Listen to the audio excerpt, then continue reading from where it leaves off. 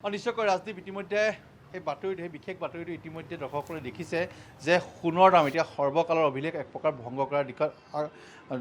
সৰ্বকালৰ অভিলেখ ভংগ কৰিছে আৰু তেনে মুহূৰ্তত আমি দেখিছোঁ যে এতিয়া যিসকল কাৰিকৰ আছে বা সোণাৰী যিসকল আছে বেপাৰীসকল তেওঁলোকৰ মাজত যথেষ্ট এতিয়া তেওঁলোকে বিপাঙত পৰিছে বা তেওঁলোকৰ কাৰণে এটা বিপদ হৈছে কাৰণ এতিয়া যদি চাওক যে মই এখন সোণৰ দোকানত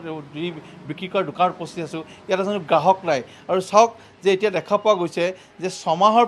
পূৰ্বে থকা যিটো দাম আছিলে 10 গ্ৰামত ধৰি লওক 97,000 আছিলে আৰু এতিয়া আজিৰ দিনটোত 10 গ্ৰাম সোণৰ মূল্য দাম হৈছেগৈ আপোনাৰ 1,33,000 গতিকে প্ৰায় 40,000 টকা বৃদ্ধি পাইছে গতিকে তাৰপিছত দেখা পোৱা গৈছে এইসকল ব্যৱসায়ী যথেষ্ট অসুবিধাৰ সন্মুখীন হৈছে গতিকে ইতিমধ্যে দেখিছে আপোনালোকৰ যে যথেষ্ট দাম বৃদ্ধি পাইছে কি হ'ব এতিয়া এনেকৈ হ'লে চলিব বহুত অসুবিধা হৈছে আমাৰ ধৰি লওক এতিয়া বিয়াৰ ছিজন কাম আগত কিমান আহে আগত যোৱা বছৰ 2 বছৰ আগত ধৰি লওক ইমানটো বাঢ়ি গৈছে এবছৰত মানে ইমানটো হৈ গৈছে আমি কাম কৰোঁতে বহুত টান হৈ গৈছে এতিয়া কি হ'ব আমি নিজে চিন্তা কৰিবলৈ কথা হৈ গৈছে এতিয়া যে এইটো বিজনেছত থাকোঁ নাই বেলেগ কৰোঁ গ'ল্ড প্লাছ চিলভাৰ চাওক চিলভাৰ 2 লাখ কেজি হৈ গ'ল আগত 1 লাখ কেজি নাছিলে ছমাহ আগত 90,000 95,000 তেনেকৈ কেজি আছিলে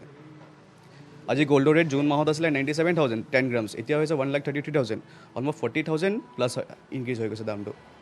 কাম পাবলৈ টাইম মানুহ যাৰ ওচৰত পইচা ধৰি লওক তেওঁলোক গুচি যায় ৰেডিমেড কিনিবলৈ আমি অৰ্ডাৰ পাবলৈ টাইম হৈ গৈছে যাত্ৰা কৰিবলৈ অসুবিধা হৈছে আমাৰ মানে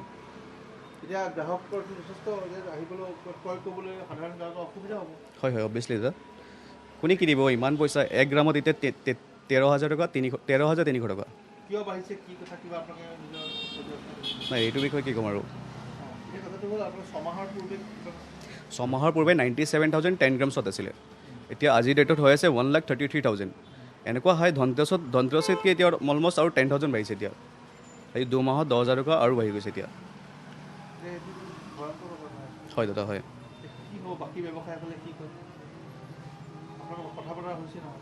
কথা পতা তেনেকুৱা এতিয়ালৈকে হোৱা নাই দাদা মানে নিজৰে চব নিজৰে চিন্তা কি হয় যাত্ৰা কৰিবলৈ টান হৈ গৈছে এসপ্তাহমান হৈ গৈছে ধৰি লওক এটা কাষ্টমাৰ নাই আৰু আহিব কেনেকৈ দামটো শুনি ভয় খাই যায় থাকিব দিয়ে অলপ কমিলে যাম বুলি হয় আৰু আছে ব্যৱসায়ী যিহেতু দাম বৃদ্ধি পাইছে অকণমান জানিব যত্ন কৰিম কি ক'ম মানে আমাৰ চলিবলৈ অসুবিধা হৈ আছে এতিয়া বৰ্তমান মানে ইমানেই দাম বাঢ়ি আছে মানে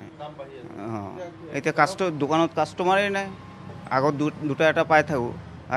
আজিকালিতো সিটোকো নাই দাম শুনিলেই মানে আগতে কাষ্টমাৰ ছাইড হৈ যায় এতিয়াতো বহুত বাঢ়ি গ'ল 1,33,000 হৈ গ'ল 10 গ্ৰামত কি হ'ব এতিয়া কি ক'ম আৰু এতিয়া যদি চৰকাৰে কিবা এটা আমাক সহায় কৰে তেতিয়াহ'লে আমি চলিব পাৰিম তাৰতো আমাৰ আইডিয়া নাই বাৰু নাই দাম বাঢ়িছে আৰু বাঢ়িছে ধনতেৰছৰ পাছত মিনিমাম 10,000 টকাৰ মান বেছি বাঢ়িলে এতিয়া কিহৰ কাৰণে বাঢ়িছে এইটো আমাৰ এনেকৈ হ'লে মানে কি হ'ব এতিয়া আমি বেলেগ ব্যৱসায় কিবা এটা কৰিব লাগিব আৰু ঘৰখন চলাব লাগিব আমাৰ কিবা এখন কৰিব লাগিব আৰু ৰাজদীপ আপুনি ইতিমধ্যে অৱগত হৈছে এইসকল সোণাৰী লোক তেওঁলোকে কাৰিকৰ হয় তেওঁলোকে স্পষ্টভাৱে কৈছে যে যথেষ্ট আমাৰ এতিয়া অসুবিধাৰ সন্মুখীন হৈছে এই দোকানখনতে নহয় গোলাঘাটৰ বিভিন্ন স্থানত আমি আগতে দেখিছোঁ যে এখনো সোণৰ দোকানত কিন্তু এজনো গ্ৰাহক নাই মূল কথাটো হ'ল এই ধৰণে যদি সোণৰ মূল্য বৃদ্ধি হৈ গৈ থাকে তেতিয়াহ'লে কেনেকৈ ক্ৰয় কৰিব এতিয়া বিয়াৰ বতৰ গতিকে এই সময়টো যদি সাধাৰণ লোকৰ কাৰণে এটা প্ৰত্যাহ্বান হৈছে এই সোণৰ দামৰ বৃদ্ধিয়ে নিশ্চিতভাৱে এতিয়া যি চিন্তিত হৈছে এইসকল ব্যৱসায়ীও ধন্যবাদ জ্ঞাপন কৰিছোঁ আপোনাক মুস্তাক হুছেইন আমাক পোনপটীয়াকৈ গোলাঘাটৰ পৰা